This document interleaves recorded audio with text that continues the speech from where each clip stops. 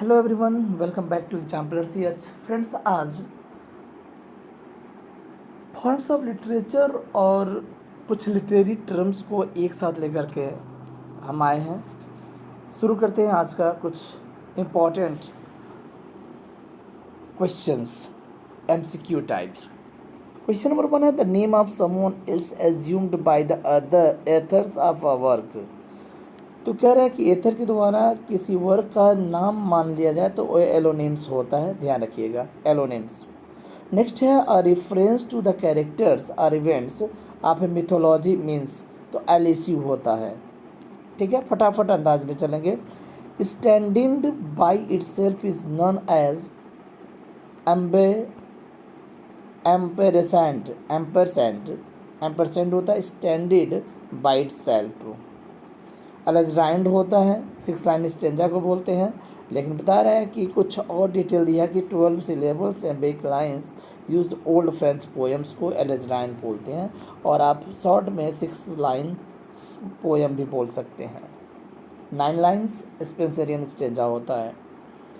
A confusion between the poem and results is known as, देखिए क्या कह रहा है, कन्फ्यूजन होता है किसमें, पोएम और इसके परिणाम में, उसके परिणाम में।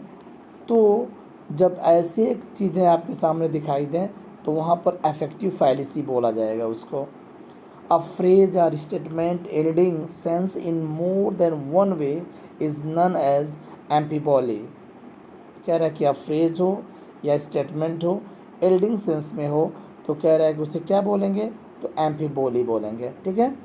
N error in chronology placing an event in wrong historical time is anachronism, anachronism, chronism. ठीक है,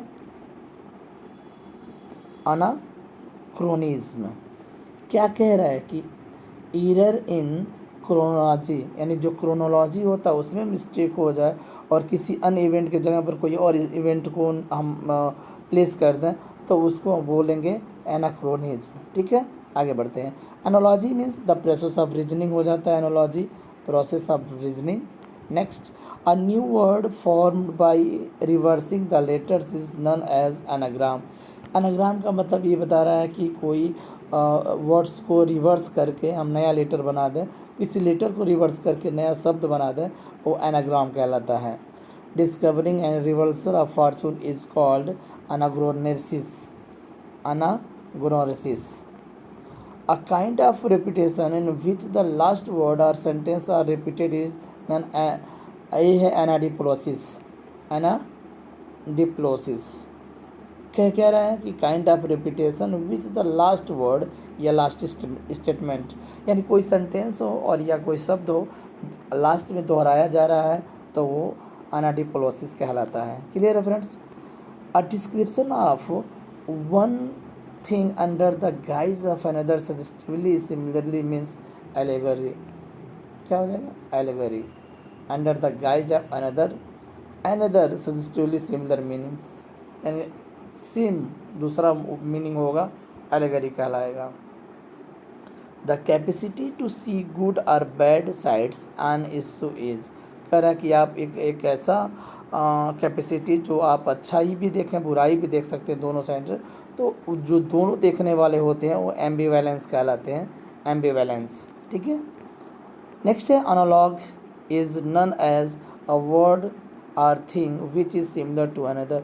एनालॉग क्या कहलाता है कि कोई शब्द हो या कोई वस्तु हो जब दूसरी की तरह दिखती है वो एनालॉग कहलाती है।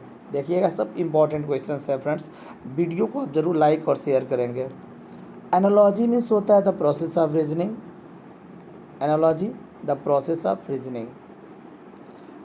Turning backwards, reversal, the inversion of effect, normal order of words is known as anastrophe। क्या कहलाता है, अनस्ट्रॉफ कहलाता है। टर्निंग द बैकवर्ड्स, पीछे की ओर, रिवर्सल बैक, इन्वर्सन भी कर, for effect normal order words is known anastrophe. A person who remains nameless a pseudonym is known anonym. कह रहा है कि कोई व्यक्ति बिना नाम का हो, सीडोनिम का हो, तो श्योर है कि वो एनोनिम कहलाता है। The other face of the hero, तो श्योर है कि एंटी हीरो कहलाता है, एंटी हीरो कहलाता है। ठीक है। Anything sounding in a response means, तो एंटीफोन कहलाता है। कह रहा है कि साउंडिंग इन रिस्पॉन्स मीन्स, ठीक है, antiphon. The arrange of the words of emphasis of contract meaning, तो एंटीथेसिस कहलाता है। कह रहा है कि अरेंजमेंट ऑफ वर्ड, शब्दों का ऐसा अरेंज व्यवस्था, इम्फेसिस ऑफ कंट्रास्ट, जो एक दूसरे से थोड़ा सा कंट्रास्ट हो, तो ध्यान रखिएगा एंटीथेसिस होगा। ठीक है। ऑक्सीमोरॉन भी उसी तरह का होता है, लेकिन आपको ध्यान रखना है एंटीथेसिस और ऑक्सीमोरॉन में समझना होगा।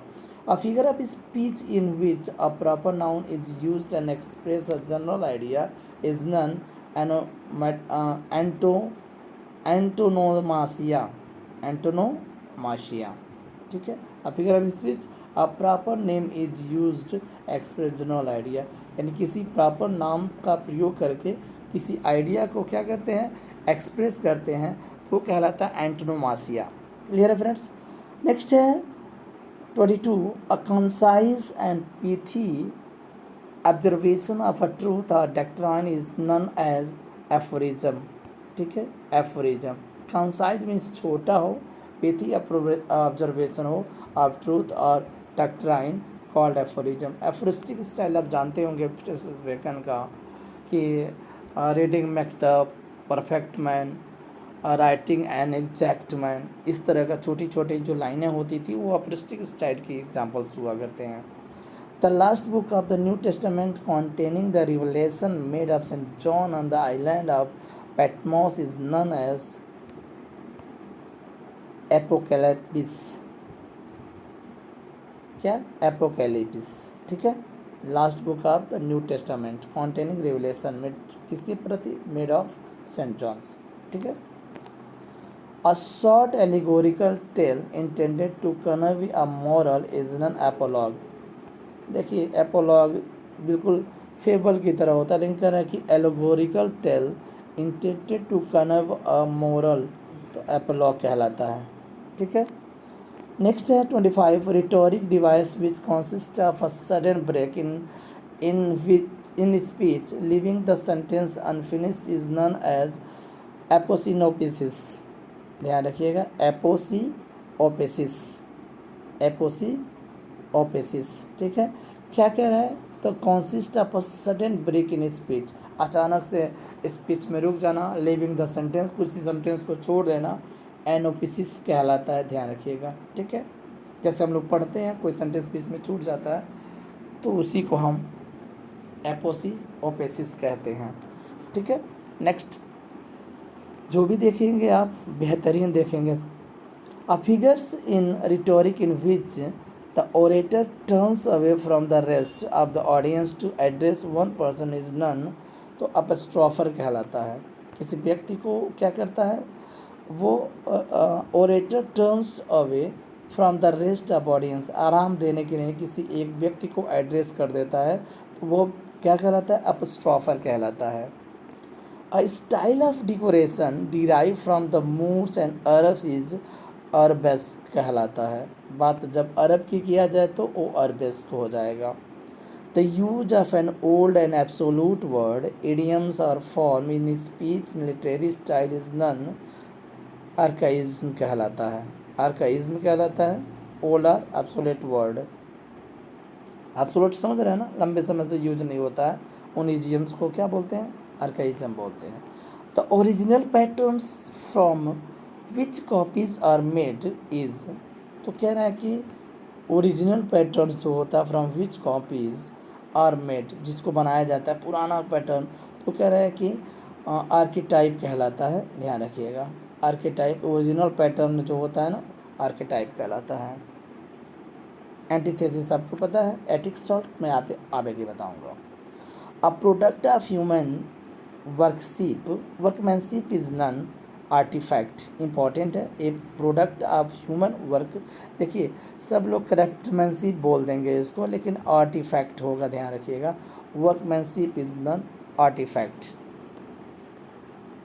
अ figure of speech in which conjunctions are omitted is asyndeton बोला जाता है। जिसमें कंजक्शंस को क्या किया जाता है, गायब कर दिया जाता है।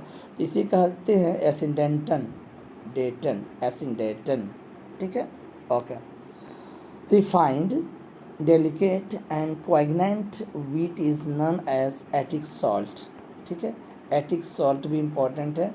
रिफाइंड हो, डेलिकेट हो और पोइग्नेंट वीट हो, उसको एटिक सॉल्ट बोला जाता है। A statement that is accepted as true without proof, यानी किसी भी स्टेटमेंट को बिना जांचे परखे उसको सत्य मान लिया जाए, वो एक्जियोम कहलाता है। एक्जियोम कहलाता है फ्रेंड्स, ध्यान रखिएगा। रियलिटी है, आपको समझ में आएगा, बेहतरीन material. The descent from the sublime to the ridiculous in writing और स्पीच इज नन एज वॉचेस, जिसको हम एंटी क्लाइमैक्स बोलते हैं। The descent from the sublime to the ridiculous in writing और स्पीच, तो वैथस कहलाता है, जिसको हम एंटी क्लाइमैक्स भी बोल सकते हैं। 35 की बात करते हैं। Young people using conventional dress, manners and behaviour as a way of social protest, यानी सोशल प्रोटेस्ट यानी सामाजिक विरोध करने के लिए जो लोग अनकन्वेंशनल ड्रेस पहनते हैं उसको बीटनिक बोलते हैं, ध्यान रखिएगा फ्रेंड्स, बीटनिक। नेक्स्ट है polite and elegant literature contrasted to scientific और technical subject is known, belles lettres बोलते हैं। बेल्स लेटर्स क्या होते हैं? Polite and elegant literature contrasted scientific and technical subject, यानी जो लिटरेचर के साइंटिफिक और टेक्निकल सब्जेक्ट होते हैं उसके विरोध, लिटरेचर के विरोध में होता है, वो बेल लेटर्स कहलाते हैं। बिब्लियोक्लास्ट का मतलब क्या होता है? डिस्ट्रॉयर ऑफ बुक्स, लेकिन आपको ध्यान रखिएगा, ये जो लवर ऑफ बुक्स होता है वो बिब्लियोफाइल कहलाता है। ये है बिब्लियोक्लास्ट, यानी जो बुक्स को डिस्ट्रॉय करता है, विनाश करता है, ख़त्म करता है, वो बिब्लियोक्लास्ट कहलाता है। और बिब्लियोफाइल जो होता है वो लवर ऑफ बुक्स होता है, ठीक है। बिब्लियोटेटरी क्या कहलाता है? तो कह रहा है कि ए वर्शिप ऑफ बुक्स, यानी पुस्तकों को पूजने वाला ना बिब्लियोटेटरी कहलाता है, बिब्लियोटेटरी कहलाता है, ध्यान रखिएगा। यानी 3 चीज़ें आपको समझनी होंगी। एक होता है बिब्लियोक्लास्ट जो डिस्ट्रॉयर ऑफ बुक्स होता है, एक होता है बिब्लियोफाइल जो लवर ऑफ बुक्स होता है, और एक होता है बिब्लियोटेटरी जो वर्शिप ऑफ बुक्स होता है, ठीक है फ्रेंड्स। बिब्लियोफाइल नेक्स्ट आ गया। बिब्लियोफाइल तो बुक का, एक बुक लवर को बोलते हैं बिब्लियोफाइल, ठीक है, done. A woman having literary taste is known blue stockings, क्या बोला जाता है? ब्लू स्टॉकिंग बोला जाता है ये ओमेन हैविंग लिटरेरी टेस्ट, यानी एक औरत को जो लिटरेरी टेस्ट में उसे अच्छा लगता है और ब्लू स्टॉकिंग कहलाती है। A musical farce popular in 18th and 19th century England is, क्या है? म्यूजिकल फोर्स है। म्यूजिकल फोर्स जो 18वीं और 19वीं शताब्दी में पॉपुलर हुआ था उसको बरबेटा बोलते हैं। क्या बोलते हैं? बरबेटा बोलते हैं। A thick soled boot worn as symbol in tragedy is known as, देखिए इंपॉर्टेंट है, करे एक मोटा सोल का जो जूता होता है वो पहनने पर यानी सिंबल होता है किसका? ट्रेजडी का, उसे क्या बोलते हैं? तो बस्किन्स बोलते हैं, बस्किन बोलते हैं, यानी जो मोटा सोल का जो जूता होता है उसकी बात कर रहा है। An itch to write use the derogatory sense is known as cacoethes scribendi, sorry 43 का क्या होगा? Cacoethes scribendi. And ugly sound is known as cacophony, ये तो सबको पता है, बिल्कुल खराब कर्कश आवाज़ को हम कैकोफोनी बोलते हैं, ठीक है। The rhythm in poetry and prose produced by the stress and stress verse cadence बोलते हैं, यानी कह रहा कि ऐसा पहले स्ट्रेस फिर बाद में अनस्ट्रेस हो रिदम में, पोइट्री में या प्रोज में, तो वो कैंडेंस कहलाता है। 46 की बात करते हैं। Set of writings accepted as genuine work of a particular author is known as canon. Set of writing accepted genuine work तो कैनन कहलाता है। इनफॉर्मल टॉक एसे और एन आर्टिकल इज कैसरीज कहलाता है, कॉसरीज कहलाता है। ठीक है। Exaggerated is related to chauvinism कहलाता है, chauvinism. Exaggerated is related to chauvinism. ठीक है फ्रेंड्स, ऐसे ही इम्पोर्टेंट अभी इसका सीरीज चलता रहेगा और करीबन 200-250 है। इस तरह से क्वेश्चंस 4-5 वीडियो में आपके सामने मैं लाऊंगा और इस तरह के क्वेश्चन से जोड़ने के लिए आप हमारे चैनल से जुड़े रहिए। Okay, thank you.